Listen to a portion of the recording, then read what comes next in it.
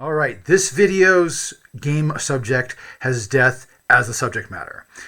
It's not actually dead, although compared to its competition and brethren in the gaming industry, it might as well be considered dead. I'm willing to bet less than 1,000 people play it consistently, though probably somewhere in the realm of like 10,000 to 100,000, maybe, yeah, about 100,000 people max own this game. After all, there was only one game made by this company that was less popular than this game. But it's all about death. And if you ask me, compared to the famous game made by this studio that was supposed to be extremely gothic, this one is so gothic, it's dead. This game was remade with a 20th anniversary edition, much like most of the other RPGs made by the company that are now made by some other company. This is nothing more than Wraith the Oblivion. Have fun reading that. I've tried different angles of the light, and I will comment that the 20th anniversary version of this game has an extremely well-designed cover, so you can read it without question, and it looks really good. This cover is actually in color. There's like a matte substance that has been printed on top of it that carries the words. Oh, and this little skeleton right here too. But for the most part, the original first edition of this book was a paperback, and thankfully you can read the name of it on the spine of the book, Wraith the Oblivion by White Wolf Games. I believe this was first produced in 1995 or 1996. Let's find out. The game itself is relatively ghastly.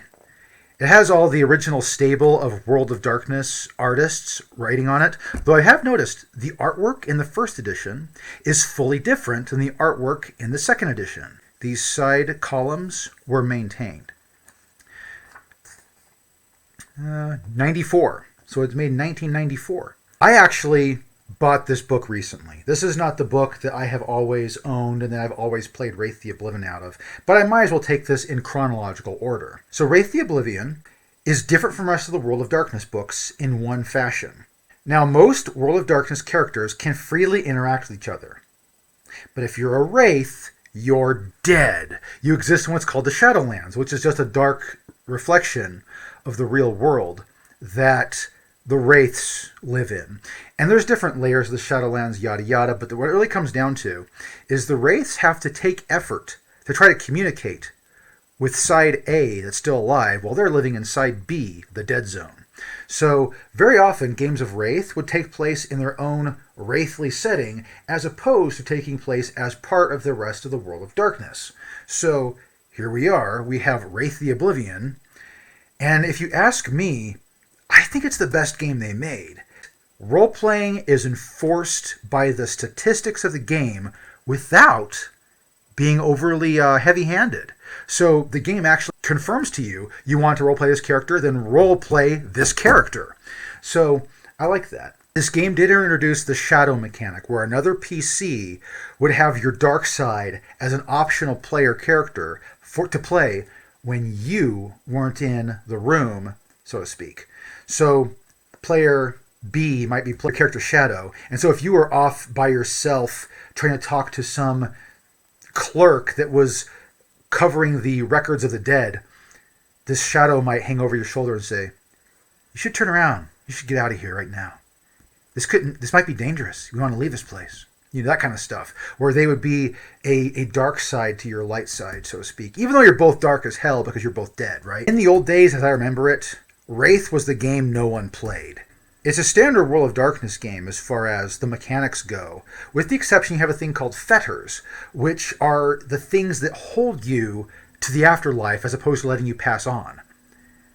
Those fetters come in the form of, here are the role-playing prompts your character should follow to be this character. And you give them a dice rating of like, typically is 1 to 3. You could make it 4 or 5 if you really wanted to, but to play it safe, make it 1 to 3, or honestly speaking, 2 to 3 was the best.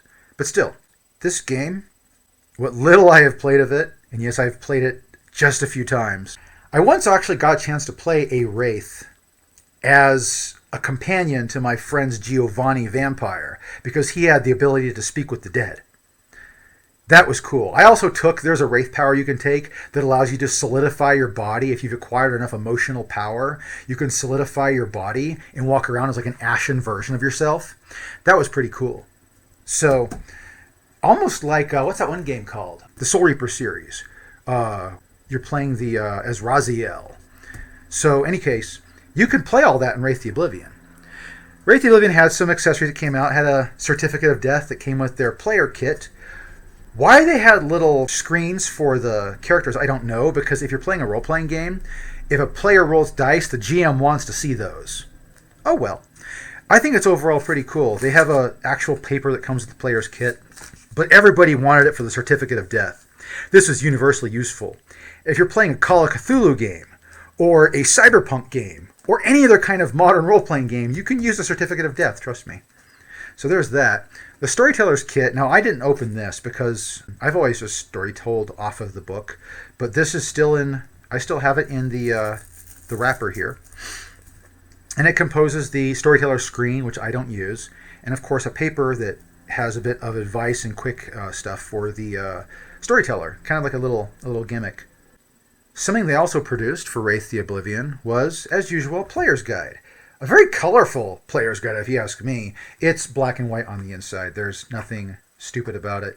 The player's guide for most of the World of Darkness games was an additional push for players to have more options than they presented in the main book, which was still designed to have a lot of options, right? So this just spoiled you with options. You have the player's guide, your splat book, and then the main rule book. You were just spoiled.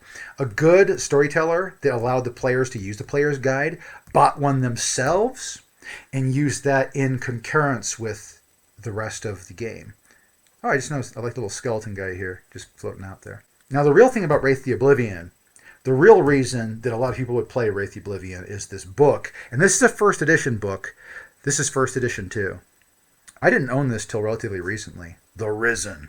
This is essentially The Crow, the role-playing game. And this allowed you to play a character pretty much out of this, with this book and the main Wraith rulebook.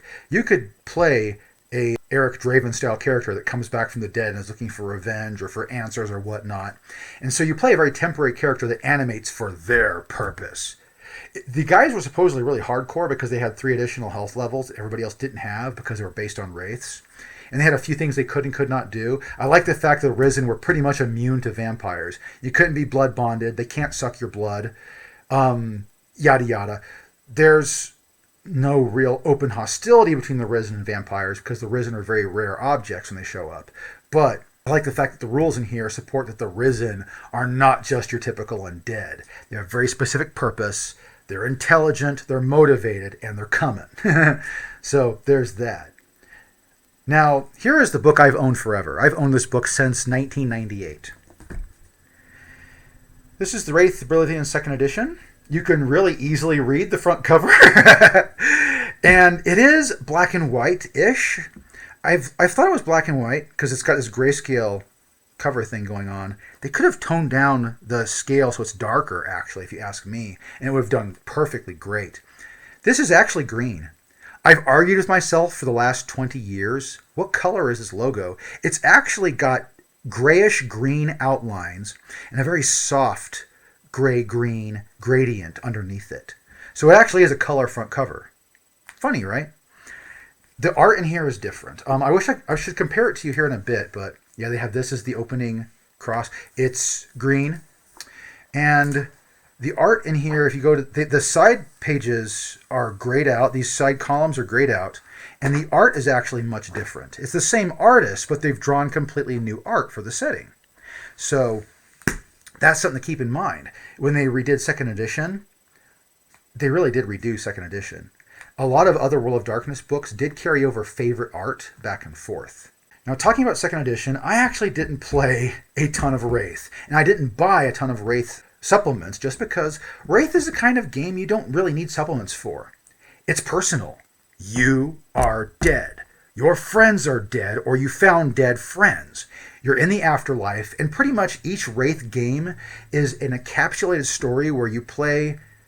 Well, not each session, but each campaign is an encapsulated session where you and your dead fellows hash out the why You didn't get dragged down to hell. You didn't go off to heaven, which, by the way, kind of exists in this game. Oblivion itself is your enemy. Oblivion is going to suck you down and turn you into a nothing. You can either evaporate, or your shadow will take over you and you'll become a specter. Bad end either way. There are a few wraiths who it said actually did achieve what they needed to, and they went on to the rest of the afterlife. But for most wraiths, this is the afterlife. I liked the fact that you weren't really dealing with the meta plot of the rest of the World of Darkness. You could just focus down to you and your group and what you were doing and resolve those issues. Or fail to resolve them. Actually, the only Wraith campaign I ever ran, I never played as a player in my own Wraith campaign, it pretty much spiraled into nothingness. The one downfall of the shadow system is that one player can showboat another player that's also a showboat and push out screen time for everybody else, which is exactly what happened. The funny thing is that I do think at its core it's a good system. If you could somehow down-tone the shadow so it didn't interrupt as often, you could probably get somewhere. And that would streamline and simplify the system. I don't own the 20th anniversary edition of this game. So, if they improve that, I don't know. I don't know at all.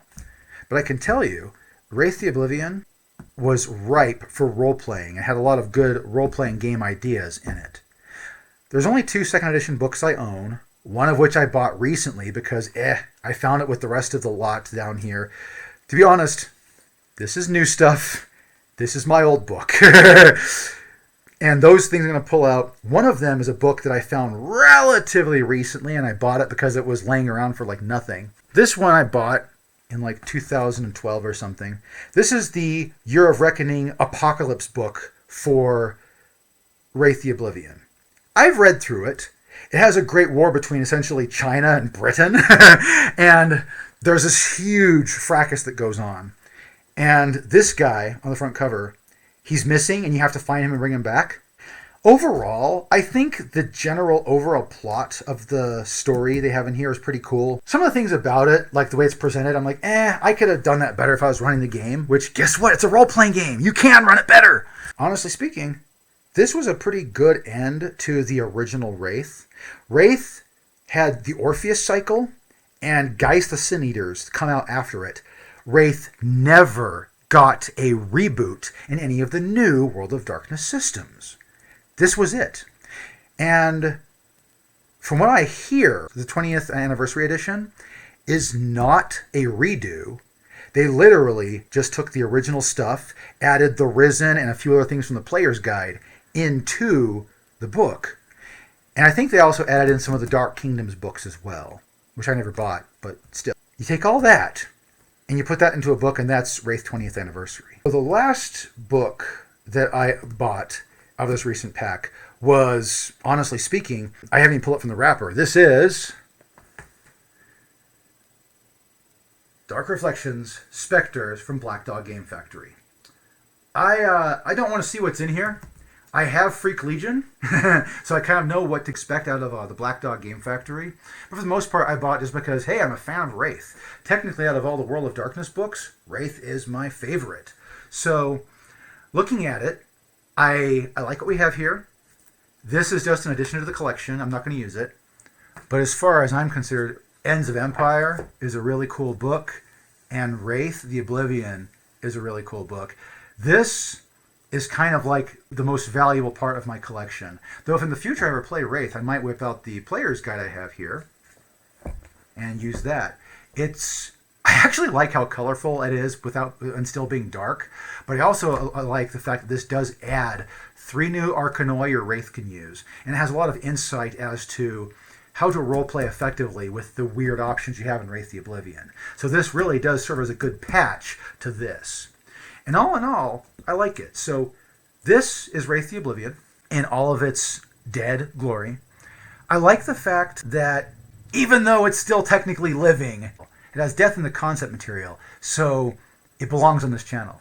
But in any case, thank you for watching my video. If you are a Wraith player, go ahead and just cut loose in the comments. Comment about all the fun you've had with Wraith. If you hate Wraith, be concise and be accurate. I'll be honestly, I don't like vampire, but then again, I know a lot of people like vampire, so I'm going to shut up about that. Just let it be known. So that's all I have to say. Wraith is cool, and I'm a huge fan of Wraith the Oblivion.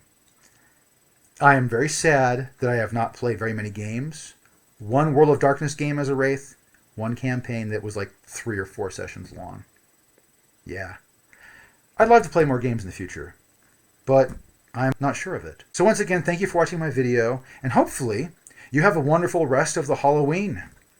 Don't die, because we might soul forge you.